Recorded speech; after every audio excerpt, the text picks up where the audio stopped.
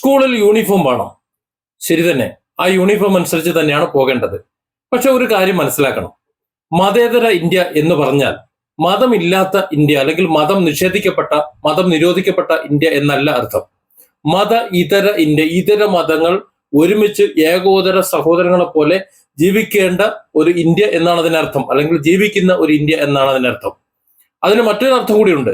വിദ്യാഭ്യാസ സ്ഥാപനങ്ങളിൽ, ഈ എല്ലാ വിദ്യാഭ്യാസ സ്ഥാപനങ്ങളിലും ഇതര മതസ്ഥർ ഒരുമിച്ച് തന്നെ വന്ന് പഠിക്കും. അതുകൊണ്ട് തന്നെ അവരവരുടെ മത ആചാര രീതികൾ, അവരുടെ വിശ്വാസങ്ങൾ അവരവർ വെച്ച് പുലർത്തിക്കൊണ്ട് തന്നെ അവിടെ പഠിക്കാൻ സാധിക്കണം. അതേസമയം ആ സ്കൂളിന്റെ, ആ വിദ്യാഭ്യാസ സ്ഥാപനത്തിന്റെ ചട്ടക്കൂടിനുള്ളിൽ ഒതുങ്ങി നിൽക്കാനും കഴിയണം. അതിന്റെ ലക്ഷ്യം പൂർത്തിയാക്കാൻ കഴിയുന്നതുമായിരിക്കണം. അവിടെ വിശ്വാസത്തെ ഹനിക്കുന്നതോ മറ്റു കാര്യങ്ങളൊന്നും ഉണ്ടാകാൻ പാടില്ല.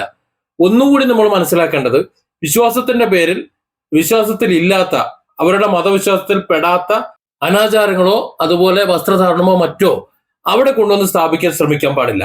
അവിടെയാണ് അതിന്റെ ഒരു വിഷയം എന്ന് പറയുന്നത്. ഇവിടെ മുസ്ലിം സഹോദരങ്ങൾ, ആ മുസ്ലിം സ്ത്രീകൾ, പെൺകുട്ടികൾ, അവർ തലമറയ്ക്കുന്നത് സ്വാഭാവികം. അവർ തലമറച്ചു കൊണ്ടുവന്ന് ആകാശം ഇടിഞ്ഞുവിടാനും പോകുന്നില്ല. ആ യൂണിഫോമിന്റെ പ്രശ്നം വരാനും പോകുന്നില്ല. അതുപോലെ തന്നെ ക്രിസ്ത്യൻ പെൺകുട്ടികൾ, ചിലരൊക്കെ തലമറയ്ക്കും, ചിലരൊക്കെ മറയ്ക്കില്ല.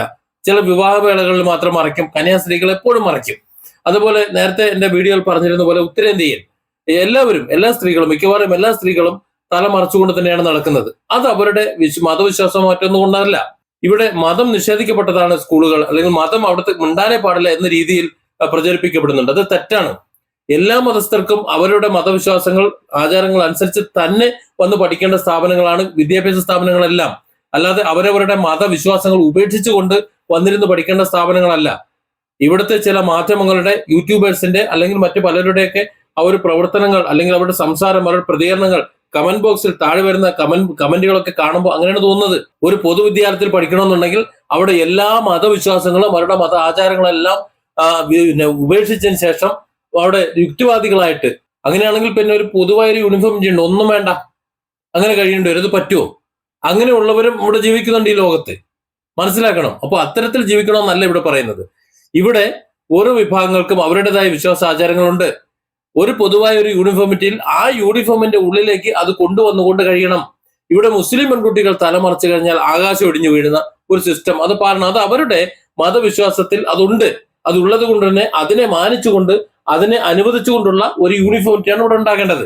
അത് ക്രിസ്ത്യാനികളാണെന്നുണ്ടെങ്കിൽ അവരും, അതുപോലെ നോർത്ത് ഇന്ത്യൻസ് ഹിന്ദുസ് ആണെങ്കിൽ അവരും തല എന്നത് യൂണിഫോമിൽ കൊണ്ടുവരേണ്ട ആവശ്യമില്ല. അവർക്കൊരു മേൽക്കുപ്പായം, അതുപോലെ അവർക്ക് ബാക്കിയുള്ളത് അവരുടെ ഡ്രസ്, അതാണ് ഡ്രസ് കോഡാണ് ശരിക്കും യൂണിഫോമിൽ കൊണ്ടുവരേണ്ടത്. അല്ലാതെ തലയിൽ തുണി ഇടുന്നുണ്ടല്ലേ എന്നുള്ള, തലയിൽ തുണി മാറ്റി മാത്രമേ അവിടെ യൂണിഫോം കൊണ്ട് ശരിയാവൂ എന്ന് പറയുന്നത് ഇവിടെ ചിലരുടെ രോഗമാണ്, മാനസിക രോഗമാണ്. അവരുടെ എന്താ പറയാ, മതപരമായിട്ടൊരു വെറിയാണ്. ഈ രാജ്യത്തെ താർക്കാനുള്ള ശ്രമമാണ്, അത്രയൊക്കെ പറയാനുള്ളൂ. അത് ബുർഖ പോലുള്ളത് വേണമെന്ന് വാശി പിടിക്കുന്നവരും അതേ നാണയത്തിന്റെ അതേ വശം തന്നെയാണ്, മറുവശമല്ല, അതേ വശം തന്നെയാണ് എന്നാണ് പറഞ്ഞു വെക്കാനുള്ളത്. ഇവിടെ ഇത് മതേതര ഇന്ത്യയാണ്, മത ഇതര ഇന്ത്യയാണ്, എല്ലാ മതവിഭാഗങ്ങളും ഉള്ള ഇന്ത്യയാണ്. അതുകൊണ്ട് തന്നെ ഒരു പൊതുവിദ്യാലയത്തിൽ എല്ലാ മതവിഭാഗങ്ങളിലുള്ള ആൾക്കാർക്കും അവരവരുടെ മതവിശ്വാസങ്ങളിൽ അവരവർ ജീവിക്കുമ്പോൾ തന്നെ അത്തരത്തിൽ വിദ്യാഭ്യാസ സ്ഥാപനങ്ങളിൽ നിന്ന് പഠിക്കാനുള്ള അവകാശമുണ്ട്. ആ അവകാശത്തെ ഹനിക്കുന്നത് മതേതരത്വത്തിന് എതിരാണ്, ഭരണഘടനയ്ക്ക് എതിരാണ്. Different angles. Don't forget to subscribe and support this channel.